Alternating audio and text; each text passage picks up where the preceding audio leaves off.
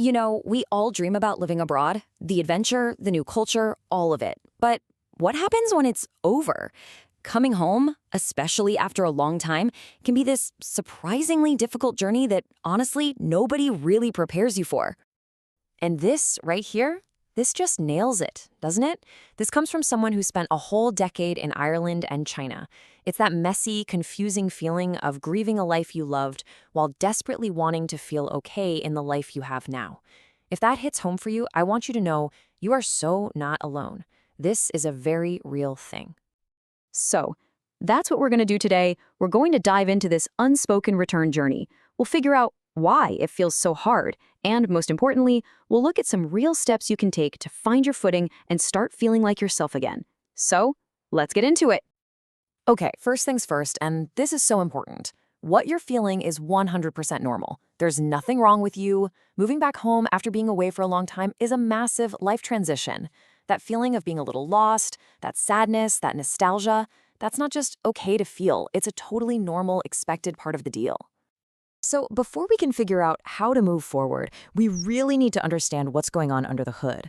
Let's break down exactly why coming home can feel like such a struggle. Believe it or not, this whole experience actually has a name: reverse culture shock.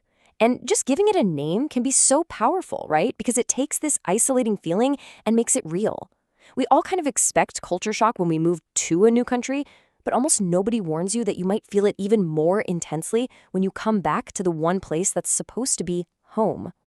And when you dig into it, this feeling usually boils down to a few key things. There's this sense that you've lost that independent person you worked so hard to become overseas. There's also a very real grief for the life you left behind. And all of that can make you feel stuck, like you're moving backwards, which leads to this profound loneliness, because the people you love at home, they just might not get what you're going through. And this slide, this right here, really gets to the core of it all. The person you were abroad, adaptable, independent, connected to this global community, suddenly feels like they don't have a place to fit back home. You might feel misunderstood, isolated, and like the old roles you used to play just don't fit anymore. It's like you've got these two versions of yourself, and they're just not meshing. Okay, so understanding why you feel this way, that's a huge first step. But now for the big question. What can you actually do about it? Let's get into some practical, actionable steps to start rebuilding and, feeling better. The work really starts from the inside. Instead of just this big cloud of sadness, try to name exactly what you miss. Is it a specific friend? Is it your morning coffee routine? Getting specific makes the emotion less of a monster. And this is crucial. You have to give yourself permission to grieve. This isn't something you just power through. It's a process, and honoring that is so healthy. And rebuilding your identity at home, it doesn't mean you have to ditch the person you became. Not at all. It's all about merging your two worlds. Little things, like cooking a meal that reminds you of your time in Dublin or Shanghai, or putting up photos and souvenirs from your travels, these are such powerful ways to keep your abroad self alive and make it a part of your life right now. All right, so once you start doing that inner work, it's time to look outward. Remember that thrill of discovery you had abroad? You can find that at home. You just have to look for it. Explore your own city like a tourist. And be really intentional about building the community. It won't just fall into your lap. And of course, technology is amazing. Stay connected to the friends and places you still love. Now, this tip right here, this is a game changer. It can be so incredibly healing to just be around people who get it.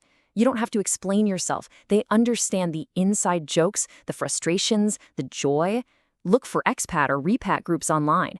Finding that shared understanding can honestly make all the difference in feeling like you belong again. Okay, for our final part, let's zoom out and talk about the big picture, the long-term mindset. Because this isn't just about getting used to being home. It's about creating a future that honors every single part of your journey.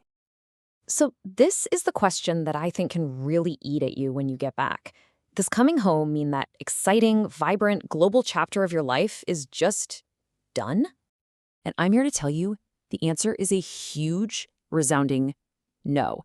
You didn't lose that version of yourself. You are that version of yourself. Everything you learned, everything you became, that's part of your DNA now. The goal isn't to go back to who you were, it's to carry this new, expanded version of you forward.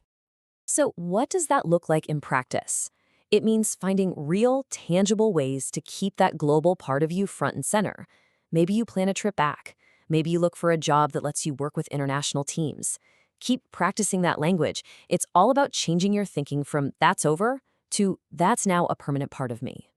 And let's just end on this really gentle reminder.